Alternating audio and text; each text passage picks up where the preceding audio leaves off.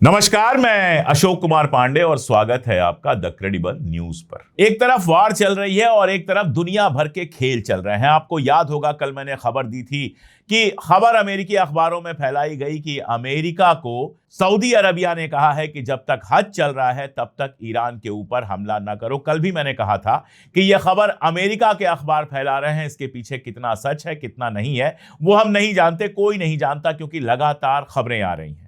और कल अल अरबिया की एक खबर आई। अल अरबिया आप जानते हैं सऊदी अरब की वेबसाइट है, अखबार है, टीवी चैनल भी है। उनकी अचानक खबर यह आई कि फाइनल ड्राफ्ट आ गया है अमेरिका और ईरान के बीच में। जो एग्रीमेंट हुआ है उसका फाइनल ड्राफ्ट आ गया है और कुछ ही घंटों में पब्लिक हो जाएगा। इस फाइनल ड्राफ्ट की जो हेडिंग दी गई थी वो थी immediate comprehensive cease fire on all fronts. मैंने स्क्रीन पर इसके पॉइंटर्स आपको दिखा दिए हैं। इसमें जो खास खास बातें थी वो ये कि हर तरह की जो लड़ाई है वो बंद हो जाएगी, यहां तक कि साइबर वार और इंफॉर्मेशन वार चल रही है वो भी बंद हो जाएगी। Strait of Hormuz, sea of Oman और गल्फ ऑफ पर्सिया यानी फारस की खाड़ी, स्ट्रेट ऑफ होर्मुज और ओमान की खाड़ी के थ्रू होकर जहाज बड़े आराम से जा सकेंगे, उनको रोका नहीं जाएगा। उसके बाद एक ज्वाइंट मीटिंग होगी और अगले हफ्ते भर में हर तरह की जो आपस में परेशानियां हैं, दिक्कतें हैं, इनके डिमांड उनके डिमांड, सबको सुलझा लिया जाएगा। अब आप देखिए, ये सुनने में तो बहुत अच्छा लगता है कि अरे वाह, सहमति बन गई, अब बिल्कुल सीज फायर होने वाला है, जंगबंदी हमेशा के लिए होने वाली है। ये सारी बातें सुनने में बहुत अच्छी लगती हैं। और इसके बाद ये खबर वायरल हो गई, अलग अलग मीडिया समूहों ने, अलग अलग लोगों ने पोस्टर बनाए, ये खबर चला दी और ये सारा कुछ होने लगा। लेकिन मैं ये सोच रहा था कि अचानक ये कैसे हो गया। और जब ये सब चल रहा था उसी बीच में खबर यह आती है, अल जजीरा यह खबर ब्रेक करता है कि आसिम मुनीर, कल मैंने आपको बताया था कि आसिम मुनीर जाने वाले हैं ईरान।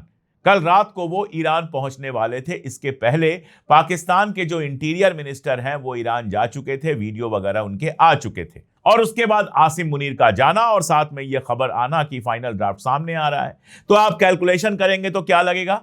कैलकुलेशन करके लगेगा कि सारी बातचीत तय हो गई है, आसिम मुनीर फाइनल ड्राफ्ट लेकर जा रहे हैं, ईरान की उस पर सहमति है और उसके बाद प्रेस कॉन्फ्रेंस करके या फिर किसी सरकारी हैंडल से दुनिया को बता दिया जाएगा कि पूरी तरह से सीज फायर की बात हो गई है, अब जंग की कोई संभावना नहीं है, अब जंग नहीं होने वाली है, यह दुनिया को बता दिया जाएगा। यही देखने में लगेगा। लेकिन अचानक जो मैंने आपको बताया कि अल जजीरा की खबर आती है कि आसिम मुनीर नहीं जा रहे हैं ईरान।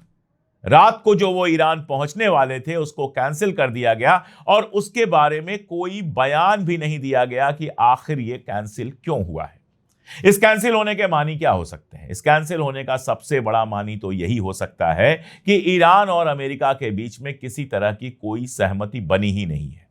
जो पॉइंट ईरान ने दिए थे इंटीरियर मिनिस्टर को, जब इंटीरियर मिनिस्टर गए होंगे पाकिस्तान के, उस समय जो पॉइंट ईरान ने दिए होंगे कि ये वाले पॉइंट ऐसे हैं जिन पर हम किसी तरह का समझौता नहीं करेंगे, उनको अमेरिका ने एक्सेप्ट नहीं किया होगा। इसीलिए आसिम मुनीर नहीं जा रहे होंगे ईरान। लेकिन इसका असर क्या हुआ उसको समझिए, वो सबसे मजेदार चीज है। आप देखिए, आपके सामने मैंने स्क्रीन पर दिखा दिया है क्रूड ऑयल का प्राइस, यानी अमेरिका में क्रूड ऑयल का जो प्राइस है वो मैंने आपको दिखाया और आप देखिए कि कैसे वो सीधे नीचे गिर गया है। दरअसल अमेरिका सबसे ज्यादा परेशान है इस समय क्रूड ऑयल की प्राइस बढ़ने की वजह से, जिसके चलते उसके यहां गैस की कीमतें बहुत बढ़ गई हैं और गैस की कीमतों के बढ़ने से आम लोग बेहद परेशान हैं। गैस मतलब इंडिया पाकिस्तान में गैस का मतलब घरेलू गैस होती है, लेकिन अमेरिका में गैस जो गाड़ी में भरी जाती है, जो पेट्रोल की तरह भरी जाती है गाड़ी में, उस गैस की बात हो रही है।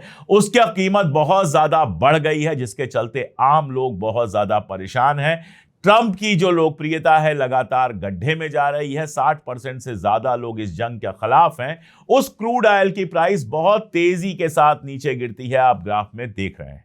तो अब खेल क्या समझ में आता है? खेल समझ में यह आता है कि यह खबर जानबूझकर चलवाई गई कि ईरान और अमेरिका के बीच में समझौता तकरीबन हो गया है, किसी भी क्षण इसकी घोषणा हो सकती है और उसके बाद सब कुछ दुनिया में ठीक हो जाएगा। इस घोषणा के चलते अचानक से नीचे गिरता है क्रूड ऑयल का प्राइस। एक बात तो बिल्कुल क्लियर है कि अमेरिका और ईरान के बीच में कोई समझौता फिलहाल नहीं हो सका है। राइटर्स ने भी अब यह खबर दे दी है कि अभी समझौते का कोई फाइनल ड्राफ्ट किसी के सामने नहीं आया है। यह समझौता क्यों मुश्किल है, क्यों मैं बार बार कह रहा हूं कि यह समझौता होना बहुत मुश्किल है, उसको मैं आपको सिर्फ 2 पॉइंटर्स में समझाने की कोशिश करता हूं। ट्रंप के बयान आप देखिए, कल तक के बयान देखिए, लगातार बयान देखिए, वो इस जिद पर अड़ा हुआ है कि ईरान के पास जो 60% एनरिच्ड यूरेनियम है वो किसी भी हाल में अमेरिका लेकर आएगा। यानी ट्रंप की जिद ये है कि जो एनरिच्ड यूरेनियम है वो हर हाल में अमेरिका पहुंचना चाहिए। और कल ईरान की जानिब से यह खबर आती है कि वहां के जो रहबरे मुअज्जम हैं, जो सुप्रीम लीडर हैं मुज्तबा खामनेई, उन्होंने ये कहा है, ये ऑर्डर दिया है कि किसी भी हालत में एनरिच्ड यूरेनियम ईरान से बाहर नहीं जाना चाहिए। यानी एनरिच्ड यूरेनियम वहां है, ये तो पक्की बात है। अमेरिका कह रहा है हर हाल में हमें चाहिए, और मुज्तबा खामनेई यानी कि सुप्रीम लीडर ऑफ ईरान ये कह रहे हैं कि किसी भी हालत में हम इसको ईरान से बाहर नहीं जाने देंगे। इसके पहले अरागची गए थे जब रशिया, मैंने आपसे बताया था कि यही वजह हो सकती है, और बाद में वो वजह सामने आई कि ईरान रशिया में शिफ्ट करने के लिए कुछ वक्त के लिए तैयार है अपना एनरिच्ड यूरेनियम, लेकिन अमेरिका को देने के लिए किसी हाल में तैयार नहीं है। तो बताइए ये समझौता कैसे होगा? आप कह रहे हैं कि आपकी पेन किसी भी हाल में मुझे चाहिए, और मैं कह रहा हूं कि भाई कुछ भी हो जाए, मेरी जान चली जाए, लेकिन मैं ये पेन आपको नहीं दूंगा। तो बताइए आपके और मेरे बीच में समझौता कैसे होगा? तो एक तो सबसे बड़ा पॉइंट जो फंसा हुआ है वो एनरिच्ड यूरेनियम का है। अमेरिका बजिद है कि किसी भी तरह से ये एनरिच्ड यूरेनियम उसको चाहिए, और ईरान बजिद है कि कुछ भी हो जाए, चाहे जंग दोबारा शुरू हो जाए, चाहे हमें अगले कई साल तक लड़ना पड़े, लेकिन हम एनरिच्ड यूरेनियम किसी भी हालत में अमेरिका को नहीं देंगे। एक तो ये पॉइंट। दूसरा पॉइंट जो सबसे बड़ा है वो स्ट्रेट ऑफ होर्मुज का है। ईरान ने स्ट्रेट ऑफ होर्मुज को लेकर बहुत डिटेल काम किया है, और एक नया पूरा का पूरा आप कह सकते हैं मैकेनिज्म दुनिया के सामने रखा है। जो नक्शा मैं आपको दिखा रहा हूं ये अल जजीरा ने छापा था, इसके अलावा भी कई जगहों पर आया है। आप देख सकते हैं कि कैसे फारस की खाड़ी, ओमान की खाड़ी और स्ट्रेट ऑफ होर्मुज के एक हिस्से को ईरान ने कहा है कि ये ईरान और ओमान का टेरिटोरियल बॉर्डर है। अब आप इस नक्शे को देखिए, इधर से फारस की खाड़ी में घुसने के लिए, स्ट्रेट ऑफ होर्मुज से गुजरने के लिए, और फिर ओमान की खाड़ी से पास करने के लिए ईरान का यह कहना है कि आपको वो मैकेनिज्म फॉलो करना पड़ेगा जो हमने और ओमान ने मिलकर बनाया है। यानी टॉल अगर लगाएंगे तो टॉल देना पड़ेगा, और टॉल नहीं अगर देंगे आप तो भी ईरान से परमिशन लेकर आपको जाना पड़ेगा। इसका एक लाइन में मतलब यह है कि ईरान का यह क्लेम है कि यह पानी इंटरनेशनल नहीं है, यह पानी जो है वो हमारे टेरिटोरियल बॉर्डर में आता है, हमारी अपनी सीमा में आता है, और इसलिए यहां से क्या गुजरेगा क्या नहीं गुजरेगा वो हम तय करेंगे। यह ईरान का कहना है। उसने बाकायदा अलग से डिपार्टमेंट बना दिया है, उस डिपार्टमेंट का ट्विटर हैंडल भी बना दिया है, और हम सब जानते हैं कि तमाम कोशिशों के बावजूद, नाकाबंदी करने के बावजूद, अमेरिका स्ट्रेट ऑफ होर्मुज को जरा भी कंट्रोल नहीं कर पा रहा है। कोई जहाज बिना ईरान की परमिशन के वहां से निकल नहीं पा रहा है, यह हम जानते हैं।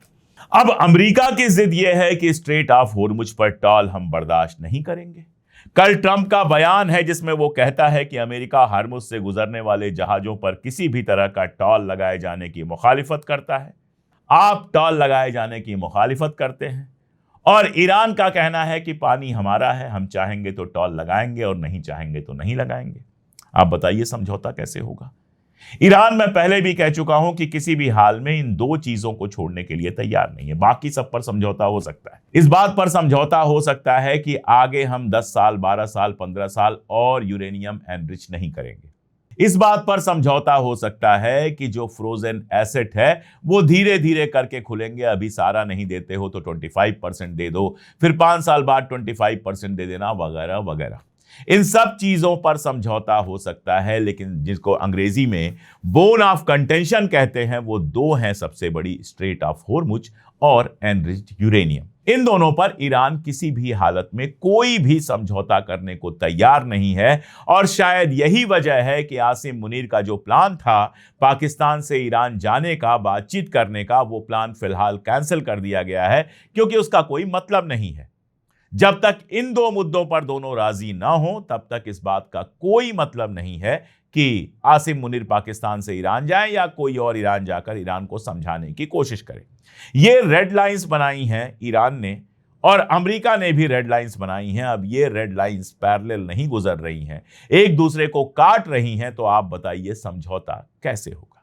इसीलिए मैं बार बार कहता हूं, जब अचानक अमेरिकन मार्केट खुलने से पहले या अमेरिकन मार्केट खुलने के टाइम पर कोई इस तरह की खबर आए कि अमेरिका और ईरान के बीच में जंग शुरू होने वाली है या अमेरिका और ईरान के बीच में जंग रुकने वाली है, तो थोड़ा रुक कर, थोड़ा सोच समझकर उस खबर को देखिए, क्योंकि बहुत मुमकिन है कि वो खबर सिर्फ और सिर्फ शेयर मार्केट को प्रभावित करने के लिए चलाई गई हो। मैंने आपको बताया था कि ट्रंप और उसके आसपास के लोगों ने, उसके करीबी लोगों ने सैकड़ों करोड़ रुपए केवल शेयर मार्केट से कमाए हैं ईरान अमेरिका वार के बीच। ये तिजारती लोग हैं, इनको पॉलिटिक्स नहीं आती है, इनको तिजारत आती है। इनके लिए पॉलिटिक्स भी व्यापार है, तिजारत है, बिजनेस है, और इसीलिए अमेरिका ने ईरान के वार को भी पैसे कमाने के तरीके के रूप में इस्तेमाल किया है। ट्रंप के दामाद का बाकायदा इन्वेस्टमेंट है मिडिल ईस्ट के अंदर। ट्रंप शेयर मार्केट में इन्वेस्ट कर रहा है, उसके लोग शेयर मार्केट में इन्वेस्ट कर रहे हैं, तो इनके जो डिसीजंस हैं, इनके जो भाषण हैं, वो सारे भी शेयर मार्केट को इंपैक्ट करने के लिए होते हैं। वो उतने सीरियस नहीं होते हैं जितना मीडिया उनको दिखाती है। दिक्कत यह है कि उधर ट्रंप की जो पॉपुलैरिटी है वो अमेरिका में लोवेस्ट लेवल पर चली गई है, और इधर नेतन्याहू की जो पॉपुलैरिटी है वो भी इजराइल में लोवेस्ट लेवल पर चली गई है। इजराइल में इलेक्शन होने हैं, अगर ये जंग नहीं होती तो शायद अभी तक इलेक्शन हो जाते। इस जंग से नेतन्याहू को फायदा यही मिला कि इलेक्शन लगातार टलता रहा और उसकी सरकार बची रही। लेकिन इलेक्शन कराने पड़ेंगे, अगर सीज फायर हो जाता है, जंग रुक जाती है, तो इलेक्शन कराने पड़ेंगे। लेबनान के साथ, लेबनान मत कहिए, हिजबुल्लाह कहिए, हिजबुल्लाह के साथ सदर्न जो बॉर्डर है, जो उनका दक्षिणी बॉर्डर जो है, वहां आप जानते हैं कि बेहद नुकसान हुआ है। इजराइल का जुनूबी बॉर्डर आप कह सकते हैं बुरी तरह से घायल है, और वहां के फ्रंट पे जो सोचा था इसने कि सारा कुछ कर लेंगे और जनता कहेगी वाह, कम से कम एक फ्रंट पे तो डिसाइसिव फैसला कुन आपको जीत मिल गई, वो भी नहीं मिल पाया है। तो अब अगर ये सीज फायर होता है, ये अगर जंग रुकती है, तो इलेक्शन में जाना पड़ेगा नेतन्याहू को, और पूरी उम्मीद है कि उसकी कुर्सी चली जाएगी। तब आप बताइए कि नेतन्याहू क्यों चाहेगा कि ये जंग रुके। वो चाहेगा किसी भी तरह से ये जंग चलती रहे ताकि हमारी कुर्सी किसी भी तरीके से बची रहे। इसलिए जंग के जो आसार हैं वो लगातार ज्यादा दिखाई दे रहे हैं। अगर अब तक जंग शुरू नहीं हुई है तो उसकी वजूहात बिल्कुल दूसरी हैं। जैसे ये खबर आप देखिए, जो बात हम लगातार कह रहे थे, जब हम अपने चैनल पर अपने सोर्सेस से कहते थे कि अमेरिका को भारी नुकसान हुआ है, तो लोग मानने को तैयार नहीं होते थे। अब आपको मैंने बताया था कि अमेरिका की कमेटी बता चुकी है कि कम से कम 42 जहाज अमेरिका के गिराए गए हैं। उसके आगे खबर यह आई है कि अमेरिका के पास जितने मिसाइल थे, स्टॉक पाइल जो था, जितने मिसाइल उन्होंने बनाकर रखे थे, उसके 50% मिसाइल खत्म हो चुके हैं। आधे मिसाइल उनके खत्म हो चुके हैं, आधे ही बचे हैं, और उन आधे से उनको सिर्फ ईरान की जंग नहीं लड़नी है, दुनिया भर में मिसाइलें लगाकर रखनी है। तो आप समझ सकते हैं ये नुकसान कितना बड़ा है। अली अकबर विलायती जो सलाहकार हैं सुप्रीम लीडर के ईरान में, उनका बयान आया है कि अब अगर जंग हुई तो यूएस को वेस्ट एशिया छोड़ना पड़ेगा, यानी मिडिल ईस्ट में जितने बेसेस बने हैं सब छोड़ने पड़ेंगे। ये हालत तो हुई अमेरिका की। इजराइल ने लगातार मिलिट्री सेंसरशिप लगाई है, और सेंसरशिप लगाकर ये पक्का किया था कि लोगों को पता ना चले कितना उसका नुकसान हुआ है। लेकिन अब इजराइल के अलग अलग अखबारों में और बाकी सारी जगहों पर जो खबर छप रही है, उससे पता ये चल रहा है कि इजराइल को जबरदस्त नुकसान हुआ है। रमात डेविड जो उनका एयर बेस है, 2 मार्च को वहां पर पहला हमला हुआ था, उसके बाद भी हमले हुए हैं। कहा जा रहा है कि इस बेस को जबरदस्त नुकसान पहुंचा है। यूनिट 8200 बेस जो उनका है, जो साफेद के करीब है, वहां पर भी कहा जा रहा है कि जबरदस्त नुकसान पहुंचा है। कैंप शिमशान जो है वहां भी नुकसान पहुंचा है, और नेवातिम एयरबेस का नाम आपने कई बार सुना होगा, यहां पर लगातार हमले हुए हैं। कहा यह जा रहा है कि यह एयरबेस अभी काम करने की सिचुएशन में नहीं है। जो कुल नुकसान बताया जा रहा है, कहा जा रहा है इंफ्रास्ट्रक्चर जो उसने तैयार किया था इजराइल ने, उसमें $1.8 बिलियन का इंफ्रास्ट्रक्चर उसका खत्म हो चुका है। और अगर ओवरऑल इकोनॉमिक इंपैक्ट देखें तो तकरीबन $20 बिलियन का नुकसान अकेले इजराइल को हुआ है। $29 बिलियन नुकसान की बात कर रहा है अमेरिका। यानी दोनों को अगर मिला दें, और ये वो फिगर है जो अभी सामने आई है, अगर दोनों को मिला दें तो तकरीबन $50 बिलियन का नुकसान तो सिर्फ अमेरिका और इजराइल का हुआ है। इसमें मिडिल ईस्ट की अलग अलग कंट्रीज पे जो ईरान ने हमले किए हैं वो आप जोड़ेंगे तो यह नुकसान $100 बिलियन के आसपास भी जा सकता है। यह नुकसान ही वो वजह है जिसकी वजह से अभी तक जंग शुरू नहीं हुई है। मैंने उस दिन भी कहा था, जब कहा गया था, जब ट्रंप ने कहा था कि सऊदी अरबिया ने, कतर ने और यूएई ने हमसे कहा जंग मत शुरू करो, उस दिन भी मैंने कहा था कि असल में अमेरिका की आर्मी ने कहा कि जंग मत शुरू करो। इतना नुकसान पहले ही हो चुका है कि आगे नुकसान उठाने की कंडीशन में हम नहीं होंगे। लेकिन आप जानते हैं, जब आदमी के ऊपर पागलपन छाता है उसकी बर्बादी कोई रोक नहीं सकता है। इसलिए नेतन्याहू इतने नुकसान उठाने के बाद भी अमेरिका के ऊपर लगातार प्रेशर बना रहा है। ट्रंप क्या सोच रहा है, क्या नहीं सोच रहा है, हम नहीं जानते। तमाम तरह की खबरें आ रही हैं। एक खबर यह आई कि जंग को लेकर ट्रंप और वांस के बीच में जबरदस्त बहस हुई है, जो वहां का उपराष्ट्रपति है। यह हो सकता है वांस ना चाहता हो जंग करना, ट्रंप चाहता हो जंग करना, और यह बहस हुई हो। लेकिन एक बात बिल्कुल नोट कर लीजिए, बल्कि दो बातें नोट कर लीजिए। पहली बात तो ये कि कोई समझौता अभी तक फाइनल नहीं हुआ है, और दूसरी बात यह कि जंग कभी भी शुरू हो सकती है, हज के पहले भी और हज के बाद भी। इसीलिए सावधान रहिए, और ये जो उड़ती उड़ती खबरें आ रही हैं इन पर आसानी से भरोसा मत कीजिए। आज के लिए इतना ही, बहुत शुक्रिया।